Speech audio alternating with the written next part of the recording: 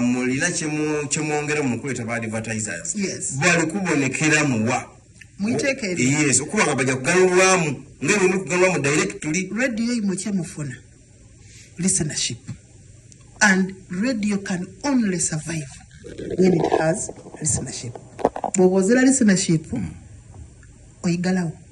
Singa honale bali kuyabaire mu parliament yene yandisimbye kuli kuba ndikubonanga as broadcasters. Yes, as broadcasters imwe musasula licenses mwatandika okola business.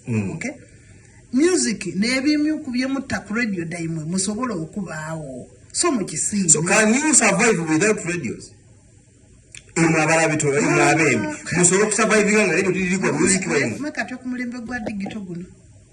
Mwigale omubone nga tetubeewo. Nze mba ku TikTok ko bampolitiza kati wabwina kemba ku TikTok. Najja ku Google links najja wa technology kye yatukolera kyamaani. Era nabo nabona abalikozesa ku YouTube ku lwaki YouTube ekusasula ngabembi. Bwoweza 1 million subscribers etandika okusasula directly. Because music is an input either ku TikTok oba ku radio oba ku TV. Okay. Yes sir. So ngokali kujja kutongera tukobera bwairo bondi. Twogera ku bitone tuli kulingana bakubiba bandongo bonka. Avoid tulina baswengere. Tulina baswengera abo tulina bano ba DJ bona bambete bitone. Tulina abantu abana bitone. Yes, abantu abali creative ino abazana emizano abo bo baja muri kubalinga ko itika libalinga kulitia. Oliyose wakireta corporate bill tuyabembi bonka. Abo abantu kabiri bwe bali kwerabiranga ino. Omuwandiisi w'ekitabo mulabitone. Ekitabo kye bwe kifuluma emirundi gye kiba good sold. Alina akasente kafunayo kuba ekitabo kiri kutunda. Era kyeva obona ba authors munsi ediri organized. Omuwandiisi w'ekitabo omuntu mugayiga ino. Omutunzi w'olugoye. Omukyala ayinza okudesigninga style ye. Buli factory yayenda ekope style ekoleki multiplying. Buli factory etwala design eyo erina okusasula omuntu ono ki royalties. Recipes edemere okufumba. Olibona KFC ekirunga kiri mu KFC tokyagana wantu wona. So eyayiya recipe eyo ati kufuna sente. Abasizi b'ebifaananyi emirundi ekifaananyi gikitunda akasente kalina okuba mpadina wekayingira. So bona balina same way ebalingaku. At this moment abasizi b'ebifaananyi TD ayenchidi nti eriyo nakao etwala arts and crafts. So I believe bona bwe organizinga baida kubanga bafuna sente daibwe nga divile ku royalty ey'okutunda ekifaananyi ky'omuntu.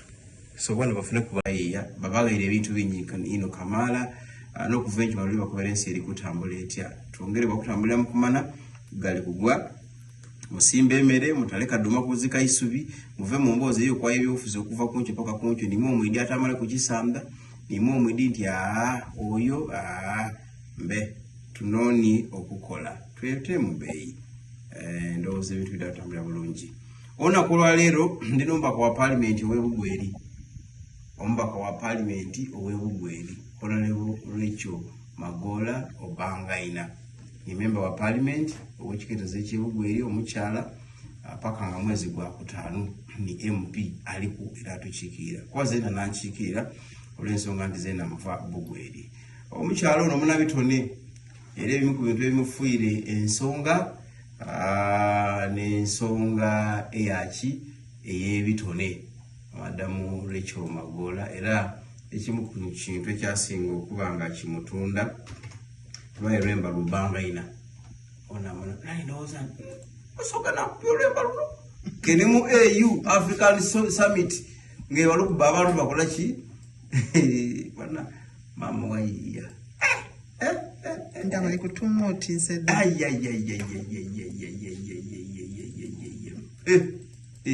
Lubangaina namusaba otegeera bantu Nsangaire okuba ku radio yaife Enganzi Papa FM.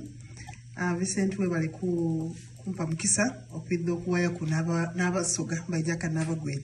Aye ndiditi yetu kabuli wamu. Congratulations okuwangula. Kodi niwe utujja okuntwala. Munaisuka. Isuka ila akarulu kikali kangu okabitamu webaza Katonda kubanga abasaze nti otekwa fuuka so mpuyo zayo abalonda Vincent mbayo sabumwe bali kulonda muntu awereiza ku radio yaife yasomesa ibanga eriwera so ekyo tukikwenumirikizamu. Amen. Ndikwenda namusaba bwe mu second sitanu abagweri banange bakaire bange abalonzi bange banebba bange mikwano gyange timu bangaina banange nsanga okuba kuno subira muri kumpuliriza ni personal assistant mukulu banange tubebaza kuba mwawayo mwaidha mwatubeerawo mumbeerwa eyali enzibu ino first lady waife wa timu bangaina yatujaku aye twebaza Katonda nti mwaidha mwabaawo mungi okulaga nti mwasiima omuntu oyo emirimu gye yakola nga akaali ku nsi kuno era tusaba Mukama Katonda mu ekiwumula eky'emirembe. Ensi etusinga bungi lirina ministry ya creative economy. Ministry eyo yaba ku culture officer ku region, yaba ni culture officer ku district, yaba ni culture officer paka ku kyalo. Nga bwolina ba extension farmers mu agriculture. Ensi edutegeera ati balina culture officer paka o extension worker ngakola mulimu gwaki gwa culture. Kodi mu ministry ki? Baba ndeka. Tuvamu Ministry of Gender, Labor, Social Development. Tuliyeyo tulina ka desk akas Ministry of State, Culture and Gender. Uganda ekintu kyesinze okweyiza enyuma kutyamira culture. Kubanga buli muntu yali ali kyali ekimufuula kyali ni culture ye. Buwangwabwe. Mpera no bwotetegeera oba ofuuse kitengejja. Ayi bw'oboidye nonodo. Nze imwe mujja bwambuza mujja Bungereza mwembaki nemba bakulimba. Era omuntu yakati bakava Uganda ni sitampu ekali kukala. Kubanga nibyo benda obona. Tibenda kubona bikoperere, tibenda kubona byayibwe benda kubona iwova Uganda evayo ki. Tourism of any country cannot thrive separated from culture. You can't. Abantu baida mu Uganda benze babone omusoga ali atya avala atya yebisa atya waka. The culture of people is what people come to see. If a tourism yaife amani yagata ku bisolo ku mountains birungi titulobye. But you cannot separate the people and who they are and the way they live from tourism.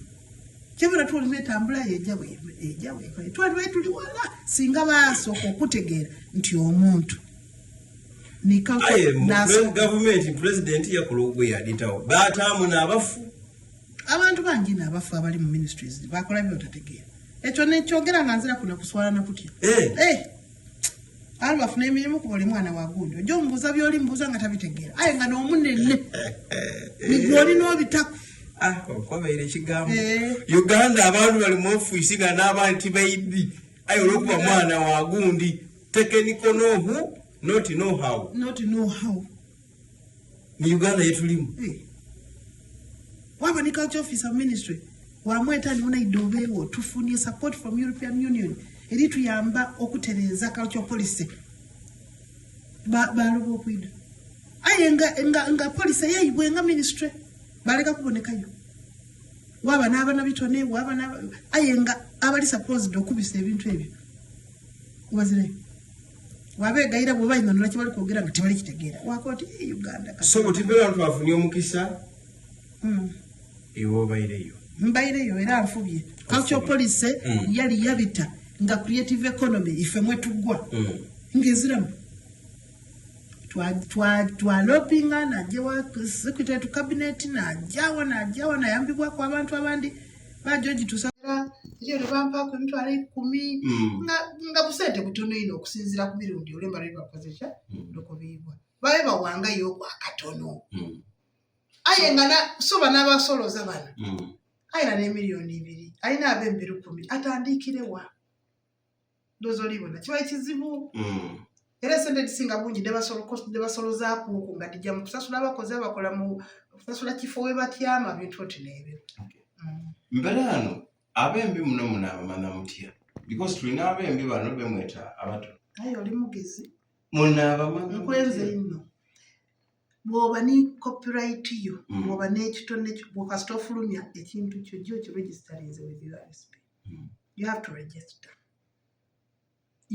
to register ako kona katulumye nze right yange titeekwa kusikibwa kusindikibwa nti nteekwa okola ki okugirandiisa it's a right it's mine but where problems where diva infringement buti mperano iwe wandisa akembako katereke ono omugezigezi aide yakawulira yalunka mu studio yaja yakayiramu ako niga aibye karifu ko kakati ate nga karifu na katundu olwembo yaja yakafulumya iwe bwo bati wakawandiso jako boti yani aibi obozira bwe defendinga that's why it is important to register with URSB with the Uganda Property Rights Society, with the Uganda Film Industry something, with the Uganda Writers URI yaba bitabo, with all even oli kwinonola kirasi y'abakadabada kirasi y'abakamiliyoni babebekulu n'abembi abandi aye eriyo bano efe mu kyalo eyo ndina omwembi wange bamweta kansu nabwe n'omuvubuka yayembi obanga na bulunoli abo tibayibye oba amukola empyondo kale tiyamanye nti tayi suppose kwira mu lwembo nga tansabye eki lukusa kyolo ddala kukituuka kumwiteeka mwakirinzeeku soko tusunga tumalikiza wano yes sir nenda tegere abaana aba mu kyalo because buli mwana ali kuvuka enda abamwembe mpera era bali kwembanga ene bali kumikolo kunigina babemberanga mu amano ni obululu abaana abo omwana iwe toyingira kyotategeera atabidi abivemu asobola okuyingira bamunaga bunage bw'oyingira mu kintu ng'egiti eno business njingire era ndikwenda kuva wano ntuuke wali fuba okwesomesa ja eri abamanyi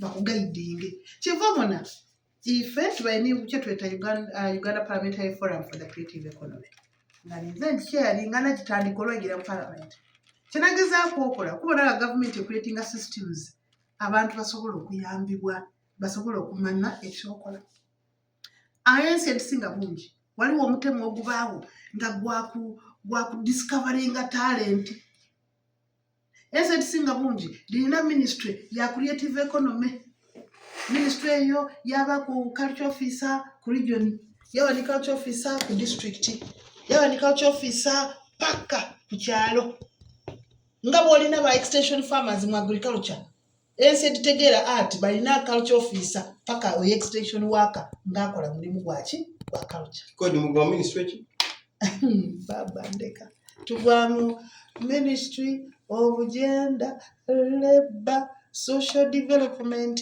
tuli eyo tulina ka desk aka Ministry of State culture and gender Uganda ekintu kyesinze okweyiza einuma kutyamira culture kubanga buli muntu yali alikyali ekimufuula kyali ne culture ye buwangwabwe mpera n'obwotetegeera oba ofuuse kitengejja ayi waboidye nonodo nze imwe omuje bwambuza buje bungereza mwembaki nemba bakulimba era omuntu yakati bakava Uganda ni sitampo ekali kukala kubanga nibyo obona tibenda kubona bikoperere tibenda kubona byayibwe benda kubona iwova Uganda evaayo ki tourism of any country cannot thrive separated from culture. You can't. Abantu baida mu Uganda benze babone omwe omusoga ali atya. avaala atya. Tukwaniriza ku Kabyanzo Media.